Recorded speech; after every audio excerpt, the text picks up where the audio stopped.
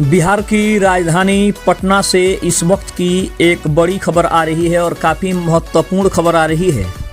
लोजपा रामविलास के राष्ट्रीय अध्यक्ष केंद्रीय मंत्री चिराग पासवान को देश का अगला प्राइम मिनिस्टर बनाने की बड़ी मांग उठी है। उनकी पार्टी लोजपा रामविलास के समीक्षा बैठक में इस बात पर बड़ी चर्चा हुई और अब लोगों ने ये तय कर लिया कि चिराग पासवान को बिहार का मुख्यमंत्री नहीं बल्कि देश का प्रधानमंत्री होना चाहिए। नमस्कार, मैं हूं संजीव और आप देख रहे हैं आप तक न्यूज। अगर आप हमारे चैनल पर नए हैं तो चैनल को जरूर सब्सक्राइब कर लें। लोक जनशक्ति पार्टी रामविलास की जिला स्तरीय समीक्षा बैठक रविवार 10 मई को उन्नाव के पूर्वा ब्लॉक सभागार में आयोजित की गई थी। इस बैठक में संगठन को मजबूत करने, बूथ स्तर तक विस्तार करने और आगामी चुनावी रणनीति पर चर्चा हुई। इस दौरान पार्टी नेताओं ने चिराग पासवान को देश का अगला प्रधानमंत्री बनाने की बड़ी मांग उठा दी है।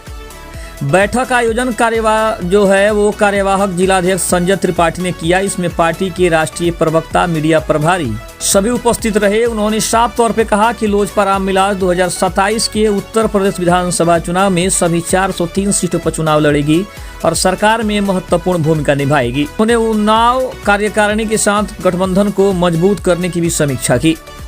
धीरेन्द्र कुमार सिंह ने बिहार सरकार में एनडीए के साथ पार्टी के 19 विधायकों और 2 मंत्रियों संजय पासवान और संजय सिंह के मजबूत नेतृत्व का भी उल्लेख किया।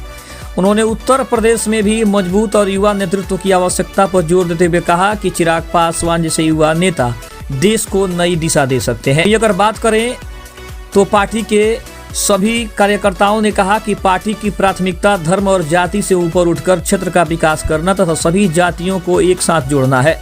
उन्होंने स्पष्ट किया कि 2027 के विधानसभा चुनाव में केवल विकासवाद की बात होगी, न कि जातिवाद या परिवारवाद की।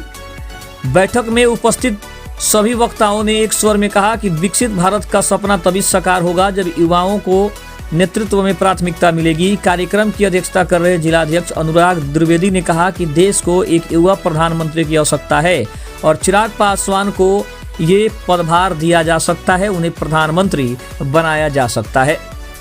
इसके अलावा अगर हम बात करें तो केंद्रीय मंत्री चिराग पासवान को बिहार में बराबर मुख्यमंत्री बनाने की मांग उठती आ रही है।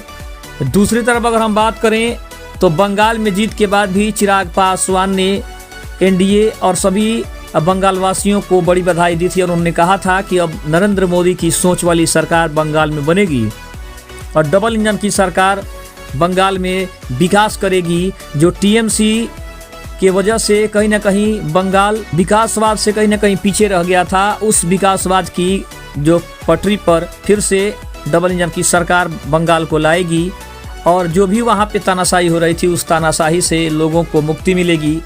दूसरी तरफ अगर हम बात करें तो चिराग पासवान ने इसके साथ भदोही में सपा और निषाद पार्टी की बातों का भी कहीं ना कहीं तोड़ निकाल लिया है और उन्होंने उत्तर प्रदेश में चुनाव लड़ने का जो अपना रास्ता है वो पूरी तरीके से साफ कर लिया है।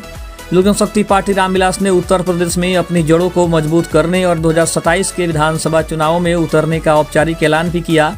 भदोही में उनके सांसद अरुण भारती ने स्पष्ट कर दिया है कि पार्टी आगामी 2027 के चुनाव के लिए पूरी तरीके से तैयार भी है। उत्तर प्रदेश विधानसभा चुनाव की तैयारियों को लेकर चिराग पासवान की पार्टी ने अपना अभियान भी शुरू कर दिया है। तो अगर देखा जाए तो कहीं ना कहीं उत्तर प्रदेश चुनाव में चिराग पासवान की पार्टी पूरी तरीके से अपनी तैयारियों को अमली जामा पहना रही है और आखिरी तैयारी भी शुरू कर दी है, क्योंकि उन्हें पता है कि अगर उत्तर प्रदेश में कुछ बड़ा करना है तो उसके लिए तैयारी पुख्ता होनी चाहिए।